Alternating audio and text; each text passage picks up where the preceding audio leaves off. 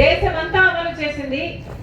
దేశమంతా అన్ని గ్రామాలలో ఈ పథకం అమలు అవ్వాలి అని దేశమంతా అమలు చేస్తే దేశంలో కోట్ల మంది ప్రజలు, గ్రామాలలో ఉన్న కోట్ల మంది ప్రజలకి ఉపాధి కల్పించింది ఈ ఉపాధి హామీ పని. ఈ ఉపాధి హామీ ఎంత విస్తీర్ణంలో జరిగింది అంటే, కోట్ల మంది ప్రజలకు ఉపాధి కల్పించింది అంటే, ప్రపంచంలోనే ఇంత గొప్ప ఉపాధి పథకం ఇంకొకటి లేనే లేదు అని దేశ విదేశాల నుంచి కూడా వచ్చి ఈ ఉపాధి హామీ పథకం మీద రీసెర్చ్ పేపర్లు రాసిన సందర్భాలు కూడా ఎన్నో ఉన్నాయి. అంత గొప్ప పథకం ఇది, ఇంత పుణ్యమైన పథకం కాబట్టే దీనికి కాంగ్రెస్ పార్టీ మహాత్మా గాంధీ పేరు పెట్టడం జరిగింది. మహాత్మా గాంధీ జాతీయ గ్రామీణ ఉపాధి హామీ పథకము దీని పేరు. ఇలాంటి పథకాన్ని ఇప్పుడు బీజేపీ పార్టీ నాశనం చేయాలని చూస్తుంది. ఎందుకంటే ఈ పథకం పూర్తిగా పేదవాళ్ళ కోసం, గ్రామస్తుల కోసం నిర్ణయించిన పథకం. డబ్బులు మొత్తం గ్రామాలలోకే పోతుంది. బీజేపీ కాంట్రాక్టర్లకు కానీ, బీజేపీ బినామీలకు కానీ ఇది పోయే అవకాశం లేదు, వాడుకోవచ్చు అని చూస్తుంది. అది వీళ్ళ కుట్ర.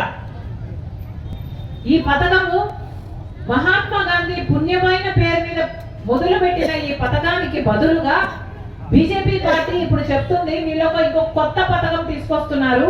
దాని చట్టం కూడా అయిపోయింది. మొన్న 2 నెలల క్రితము ఏప్రిల్ నుంచి కొత్త చట్టం రాబోతుంది. దాని పేరు విబి గ్రామ్ చట్టం. అంటే మహాత్మా గాంధీ పేరు ఉన్న చట్టాన్ని తీసేస్తున్నారు. బీజేపీకి సంబంధించిన కొత్త చట్టాన్ని, విబి గ్రామ్ అనే చట్టాన్ని తీసుకొస్తున్నారు.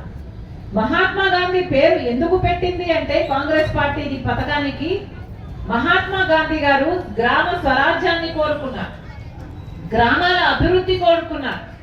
గ్రామాలు బాగుపడితేనే దేశం బాగుంటుంది అని చెప్పిన వాడు మహాత్మా గాంధీ.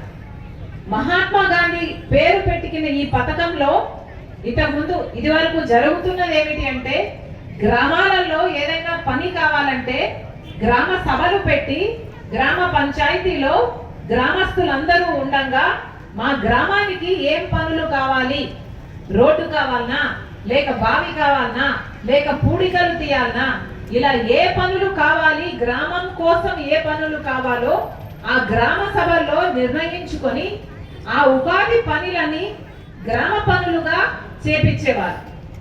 తద్వారా గ్రామాలు బాగుపడేవి. కాంగ్రెస్ పార్టీ మహాత్మా గాంధీ ఉపాధి హామీ పథకానికి నక్కకు నాగలోకానికి ఉన్నంత తేడా. మహాత్మా గాంధీ పేరు, అంత పుణ్యమైన పేరు పెట్టిన ఈ పుణ్యమైన పథకానికి విబి గ్రామ్ అని నామకరణం చేస్తూ ఇక మీదట గ్రామాలకు ఏ అధికారాలు ఉండవట. బీజేపీ చట్టంలో గ్రామాలు నిర్ణయించవు ఇక గ్రామాలలో ఏ పనులు జరగాలి అని.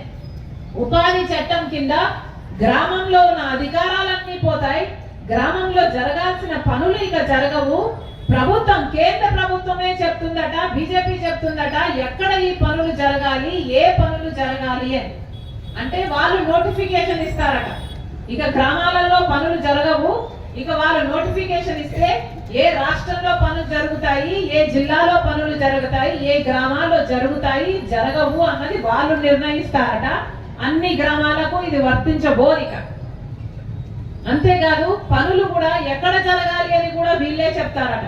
అంటే పక్కన ఒక కాంట్రాక్ట్ పనో లేకపోతే ఒక నేషనల్ ప్రాజెక్ట్ పనో జరుగుతుంటే దానికి ఒక కాంట్రాక్టర్ ఉంటాడు.